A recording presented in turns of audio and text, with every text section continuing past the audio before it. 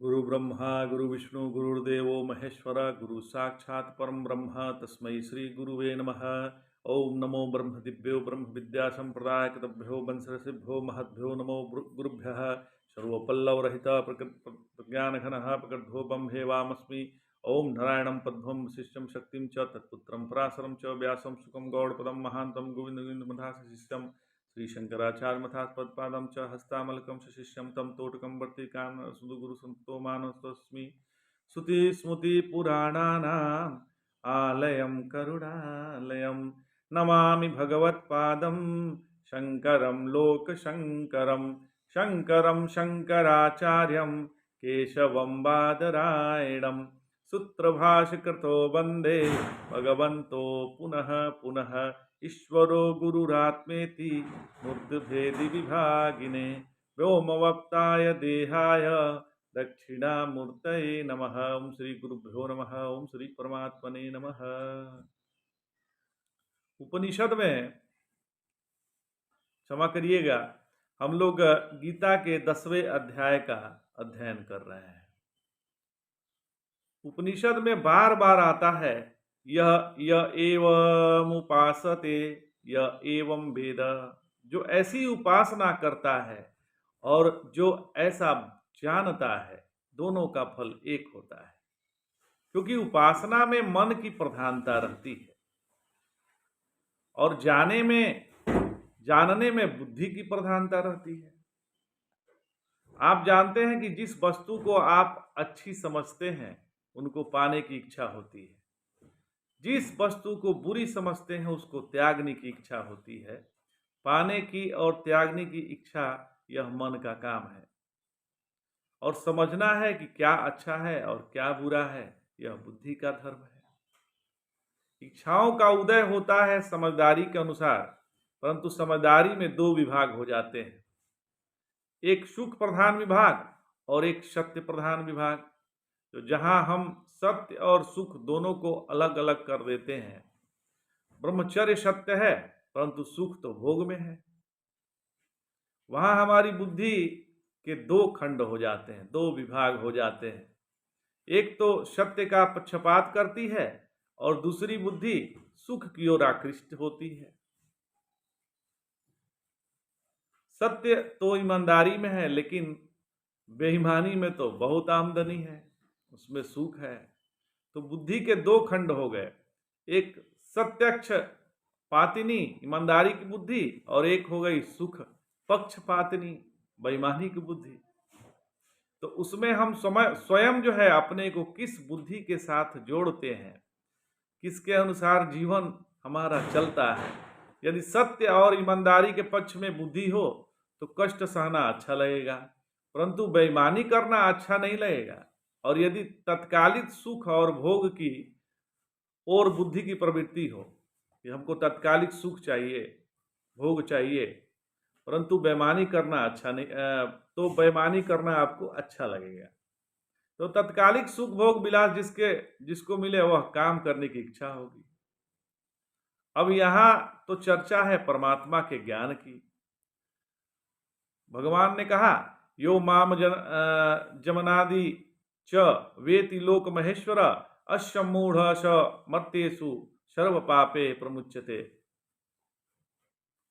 तो ये कहते हैं कि परमात्मा को जानो। जो अज है सो परमात्मा है, जो अनादि है सो परमात्मा है। वैसे तो लोक व्यवहार में तो हम ईश्वर को भी अजन्मा मानते हैं और प्रकृति को अजन्मा मानते हैं, जीव को भी अजन्मा मानते हैं। तो जो लोग विशेषण विशेष्य भाव मानते हैं वे भी परमात्मा, प्रकृति और जीव इनको अजन्मा और अनादि मानते हैं। और जो लोग संयोग मानते हैं वे भी मानते हैं कि प्रकृति स्वयं अनादि है और अजन्मा है। तो प्रकृति हमेशा थी, हमेशा है, हमेशा रहेगी। जीव भी कभी नहीं है ऐसा नहीं है। जीव का जन्म माने क्या, प्रकृति से पैदा हुआ तो जो शरीर और मैं और मेरा मान लेगा, असल में जीव जन्म और कुछ है नहीं। जीव का न जन्म है न मरण है। इस देह में जो मैं है वह मेरापन और यही जीव का जन्म है। यदि इस देह को मैं माना तो वो जन्म हो गया। और इस देह को मैं मानना बंद कर दिया तो मृत्यु हो गई। लेकिन न जीव मरता है न जन्म लेता है। यदि मैं और मेरापन छूट जाए तो जीव का न जन्म है न मरण है।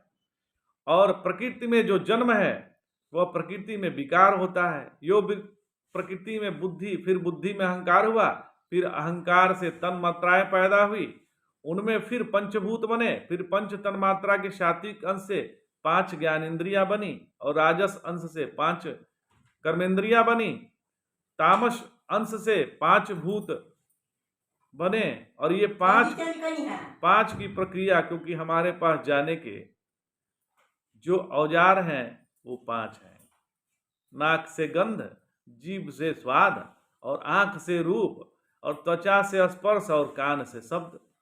तो हमारे पास सूक्ष्म वस्तुओं को जानने के लिए, दृश्य वस्तुओं को पहचानने के लिए जो औजार हैं वो भी 5 ही हैं। और 5 विषयों को जानते हैं, उनमें 5 प्रकार की प्रवृत्तियां बनती हैं तथा 5 प्रकार के कर्म होते हैं। आंख देखती है, पांव चलते हैं, जो जो पांव चलते हैं त्यों तो आंख देखती है, जो जो आंख देखेगी त्यों तो पांव चलेंगे। तो हाथ चीज को पकड़ कर लाएगा, उसको हम हृदय से लगा लेंगे, मुंह में डालेंगे, नाक से सूंघ लेंगे। कर्मेंद्रिया चपरासी की काम करती है और ज्ञानेन्द्रिया बताती रहती है। 5 कर्मेंद्रिय है, 5 ज्ञानेन्द्रिय है, सब 5 का खेला है। यह हमारे जीवन की प्रणाली है। हम लोग दूसरे के बारे में तो बहुत सोचते हैं, परंतु अपने बारे में सोचने का मौका कहाँ मिलता है। और असली बात तो यह है महाराज कि हम अपने बारे में बहुत ठीक ठीक समझ लें तो यह संसार में बहुत सारी चीज हमारे साथ जुड़ गई है।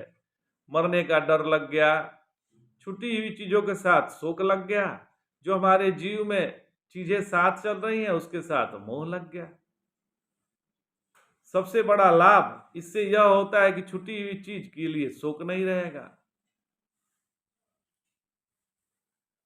तो आप सोचिए वो जीवन कितना स्वच्छ, कितना सुंदर और कितना सत्य, कितना शिवमय होगा जिसमें मृत्यु का भय ही न हो,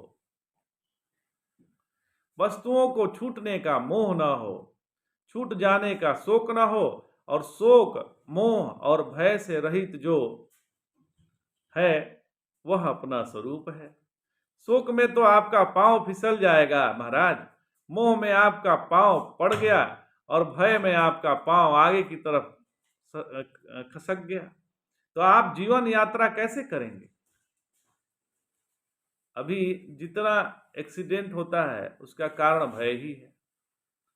इसलिए जीवन में सच्चा दृष्टिकोण प्राप्त होना चाहिए। उसके बाद आप निर्भय होकर, निशोक होकर, निर्मोह होकर, तत्र को मोह क शोकः एकत्वम अनुपश्यत, ईशावास्योपनिषद का यह श्रुति है, जीवन यापन कर सकते हैं।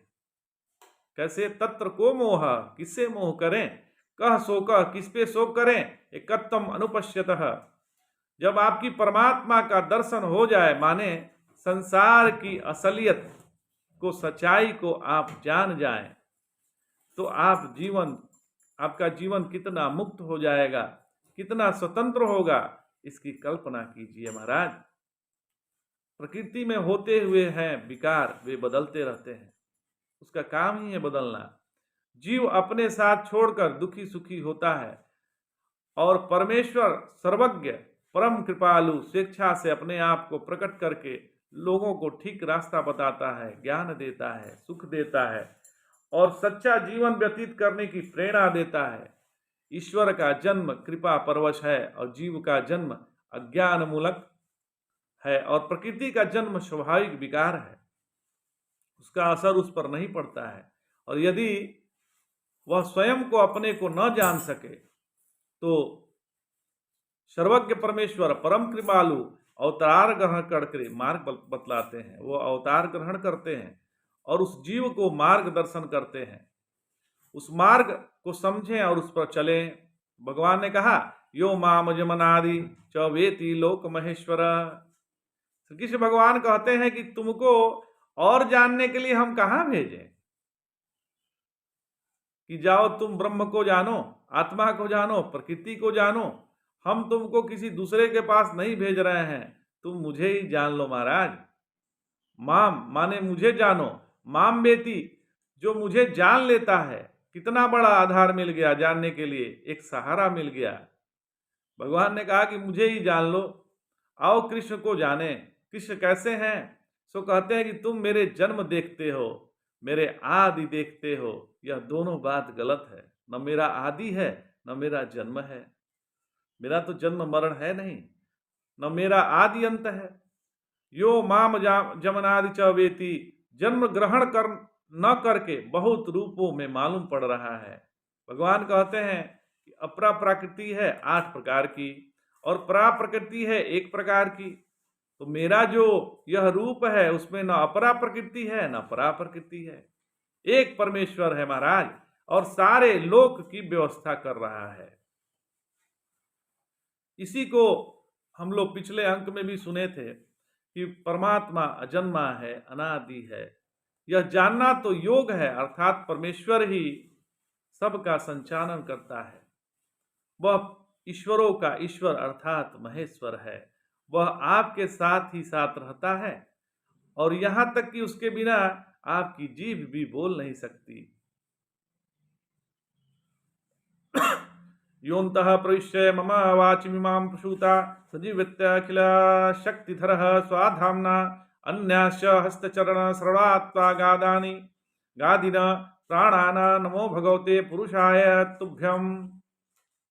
यदि परमेश्वर आपके हृदय में बैठा हुआ न हो तो आपकी जीभ भी नहीं बोल सकती महाराज। आंख देख नहीं सकती, कान सुन नहीं सकता। केनोपनिषद के प्रारंभ में यही बात तो समझाई गई है। केनोपनिषद की श्रुति है, चक्षु श्रोतम च कु देवो युनिक्ति। यह कौन देवता है जो हमारे मन को सोचने की शक्ति देता है, आंख और कान को देखने और सुनने की शक्ति देता है, हमारी जीभ को बोलने की शक्ति देता है, वह हमारे आंख को देखने की शक्ति देता है, हमारे कान जो है, हमारी जीभ की जीभ है, वह हमारे मन का मन है, वह हमारे प्राण का प्राण है। यदि वह न हो तो हमारी सांस ही न चले। और आश्चर्य तो यह है कि वह एक ही शरीर में नहीं है, सबके शरीर में है महाराज, और सबकी आंख कान और सब इंद्रियों को संचालन कर रहा है, नियमन कर रहा है, अंतर्यामी है। वह प्रभु है और उसका न जन्म है न मृत्यु है। जन्म जिसका होता है वह दृश्य होता है, पहले नहीं था, यह भी हमने देखा, और जब पैदा हुआ यह भी हमने देखा। यह तो हमारे सामने नहीं था, वह पैदा हो गया, उसका नहीं पना भी मैंने देखा और उसका होना भी मैंने देखा। तो देखने वाला अजन्मा होगा, दिखने वाला अजन्मा नहीं होगा। आज इतना ही। जय जय शंकर, हर हर शंकर।